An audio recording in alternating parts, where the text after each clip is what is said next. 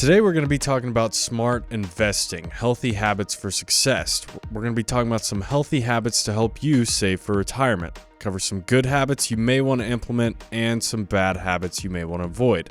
Now, we all have good habits, we all have bad habits. I'm going to let you share first a good habit you have and a bad habit you have. Well, I'm going to save myself from throwing myself too far under the bus because I don't want to talk about financial bad habits for me personally because that'll get me in trouble. No, I'm just kidding. The ones that came to mind are actually more related to my health journey. One bad habit I have is eating late at night. I don't know why, but some people like to have like ice cream or something after dinner, but I consistently crave a bowl of cereal late at night. It tears up my stomach. It's not good for me, but I just do it. And then a good habit I have, I will say, is financially. I've always automated savings. That's been something that I've consistently done for a long time. And so I feel like that's always helped me make sure I have emergency savings without having to remember to like manually put money in there constantly. What about you, Alec? My good habits and my bad habits are both food related. So I do bring my lunch every day. He does. And he brings real food. This guy cooks consistently. It makes me very jealous when he's heating up his lunch. Yeah, I like to cook, saves money, better ingredients, and that's probably my best habit is bring it every day. Now, my bad habit we were just talking about is snacking. Yes, I bring my lunch, but I also devour the pantry at work. I get up to refill my water, and it's like, oh, look, there's food in snack. there. Yeah, there's some pretzels filled with peanut butter. Yeah, let me grab 15. Or sometimes I'm like, I'm kind of tired. I could use 5 or 10 of these and just keep snacking. So that's my bad habit, but I feel like they maybe equal each other out a little bit. That's what you're hoping for? I'm sort eating, of like the concept of a Diet Coke with a Snickers. Is that what you're saying? Maybe so, yeah. But I mean, when we all have good and bad habits, like you said before, and some of them are just more impactful than others. I would say, honestly, your lunch routine that you are consistently bringing lunch has probably saved you a ton of money during a time of life where those funds tend to be wasted more. You know, when you're younger, you tend to not be as focused, and you've made that a habit of yours. And we've talked before about how habits add up.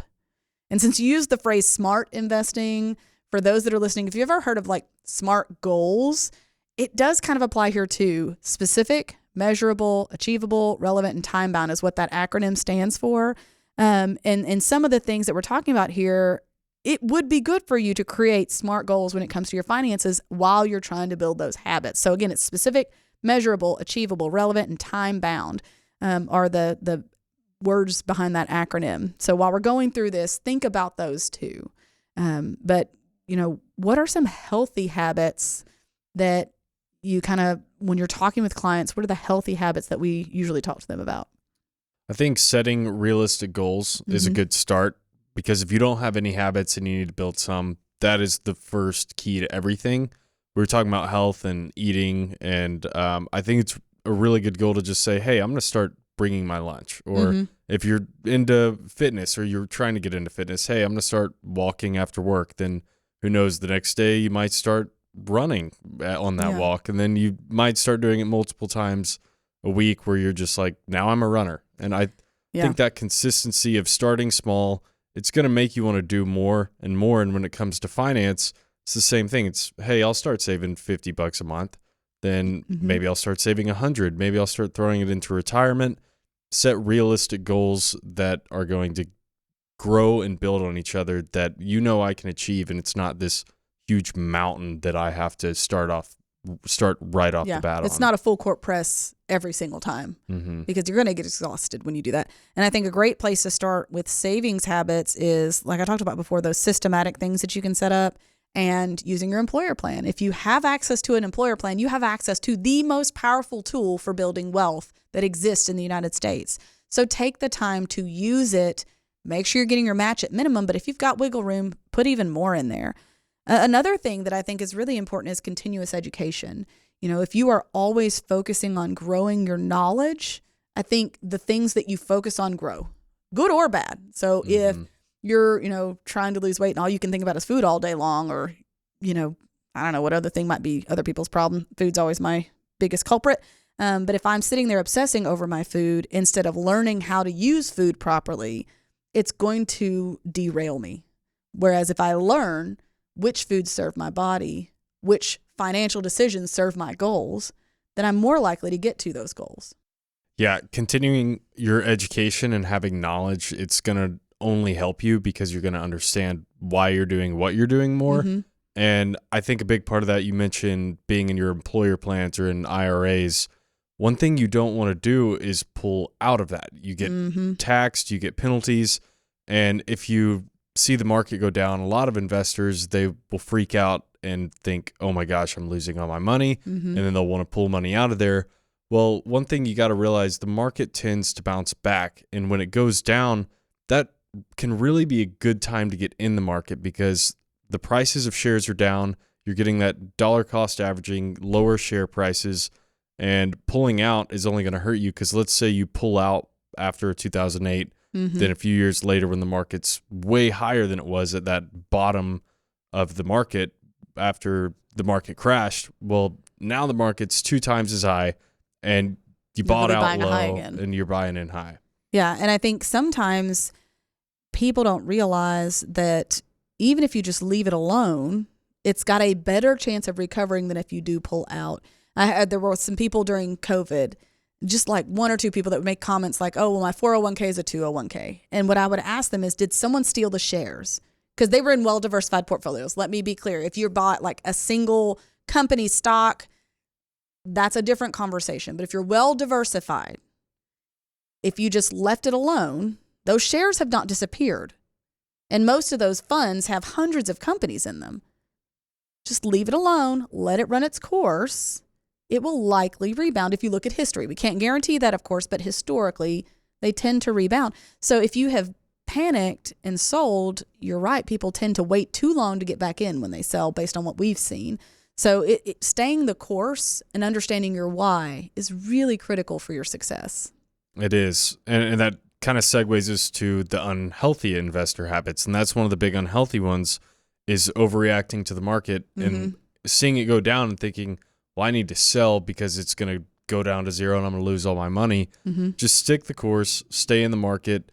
It should rebound. I can't guarantee it will due to compliance issues, but it should rebound. And overreacting and selling can really hurt your long-term growth. I think in general, when you're making emotional decisions about your money, it tends not to work out how you want.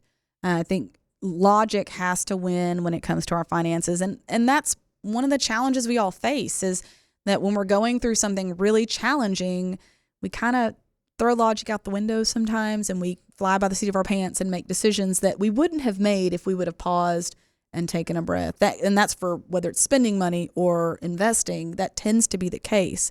And so when the market drops, if you know your why and if you have a good strategy, that shouldn't be a reason to panic. Another thing that people will do is neglect diversification. I've met, especially it seems, well, I was going to say especially younger people, but I've met people who are closer to retirement even recently who are buying individual stocks. And when I've asked them, okay, why do you own this particular company? Well, their stock price went up, da-da-da-da-da. I'm like, but where do they fit in your overall portfolio? Oh, what's your plan? What's the purpose? That's where that tends to pause. I think it's a lot of times people will pay for one of these services where they make recommendations for individual stocks. And that's, to me, a very risky way to invest. And it's okay to have that for a piece of your portfolio. But if you're not well diversified, I think it can really come back to bite you. It can. And we always give the analogy of going up an elevator. And if there's 2 elevators, one is a stock and one is a mutual fund that's diversified. The elevator that's a stock, it has 1 cable. And if you get on that elevator, there's 1 cable supporting you going up. Now, compared to a mutual fund where it's not just 1 stock and it's a bunch of different companies in a portfolio, you've got a bunch of cables. If one of those companies fails, it's okay because I know I've got however many more that are supporting me. So that's a really good analogy for the difference between stocks and mutual funds. Don't put all your eggs in one basket. Don't get on the elevator with 1 cable. Yes, because it can go up fast. It can also go down all the way. And usually within mutual funds or other diversified portfolios, you have some competitors mixed in. So if one company's having a bad year, their competitor's probably having a pretty good year. And you may not get as much gain when you're in a well-diversified portfolio in a good year, but you typically shouldn't have the same loss in a down year as well. It should kind of balance out there. Another thing that people will do is wait to save for retirement. And you may be like me where you don't realize you have options. When I was younger, I was a bookkeeper. And so I worked where I didn't have the option of an employer plan. I had worked for a church, and then I did a bunch of what would be called contract labor, working for different companies. And so with that, I didn't have an employer plan that I could access. I just thought I was out of luck. Granted, I was young enough that I wasn't too concerned, which is part of the problem too. When I joined Gem Wealth, I was in my mid-30s and I was just getting started because I had not had access to these things. No one taught me about IRAs. So I didn't feel empowered to make that choice sooner. And that's part of why we started the show, is I wanted to help spread the word so that others can be empowered. You have the opportunity today to start making tangible progress on your retirement or whatever other goals you have. But you've got to make the decision to not put it off. Yeah, I think that's a really important point that you made, that you don't have to have an employer to get started saving for retirement. There's 18-year-olds who are still in college who have Roth IRAs set up. So your employment status, and if they have a retirement plan, it doesn't matter. You can do it on your own, be in the front seat of your retirement planning and savings, and set up an IRA.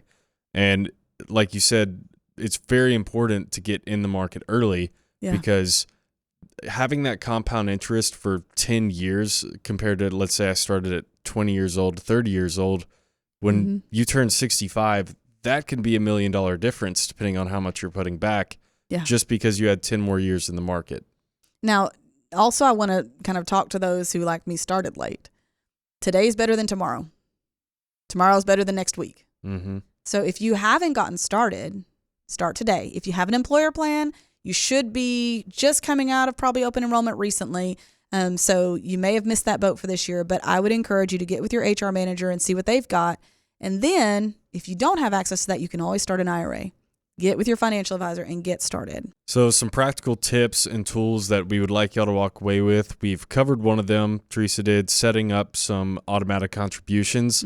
That's a really good step. That way the money just hits your bank account and then it leaves it immediately. It goes straight into an IRA. That way you don't feel like you're putting away money each month and it's constraining you. It's more like you never see it. It never really came in. That's the beauty of the employer plan, is that it's before you even get your paycheck, it's gone.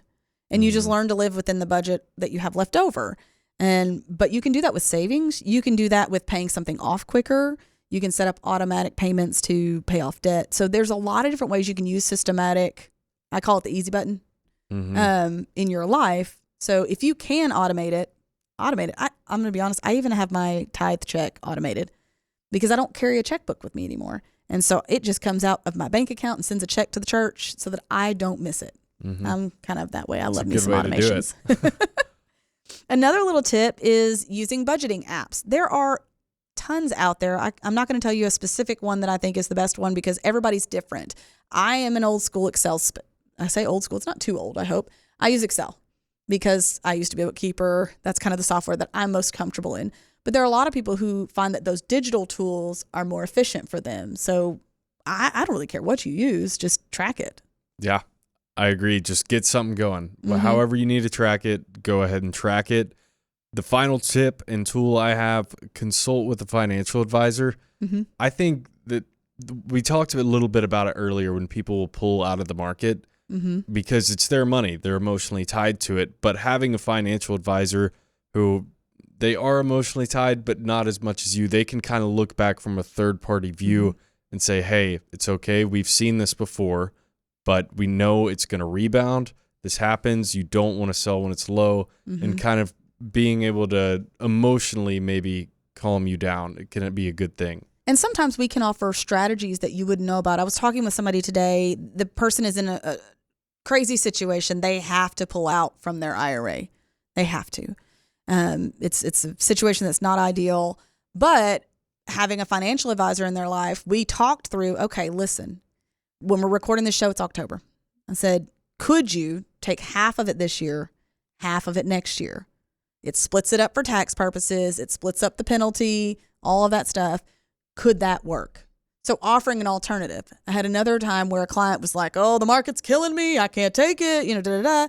And I was able to say, okay, instead of pulling completely out, let's talk about a different strategy. And we talked about some strategies that include some downside protection so they wouldn't be as scared of what the market might do with the election.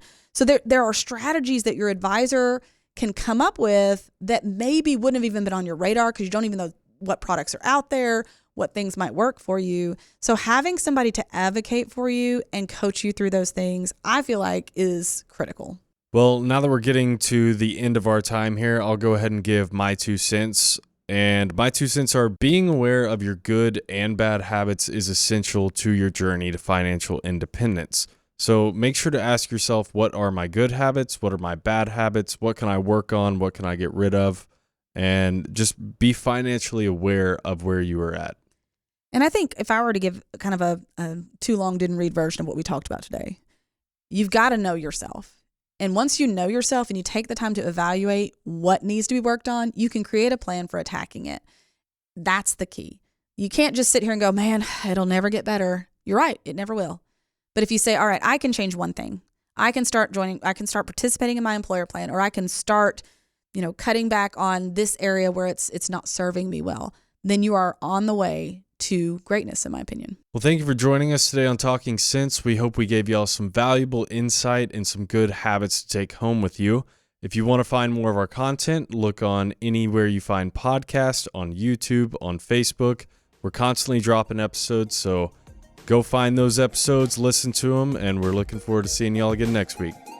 Thanks for listening to Talking Sense. And if you like what you hear, make sure and subscribe to the podcast to get all the newest episodes. The Jim Wealth team is available to you 24/7 at info@getreadyforthefuture.com or by calling our offices at 866-653-PLAN. That's 866-653-7526. And while we like to have fun here, we're also financial advisors, and that means disclosures. You should personally consult a financial advisor before making any investment, and no strategy can assure success. Securities offered through LPL Financial, member FINRA SIPC. Investment advice offered through Independent Advisor Alliance. Independent Advisor Alliance and Jim Wealth Financial Advisors are separate entities from LPL Financial.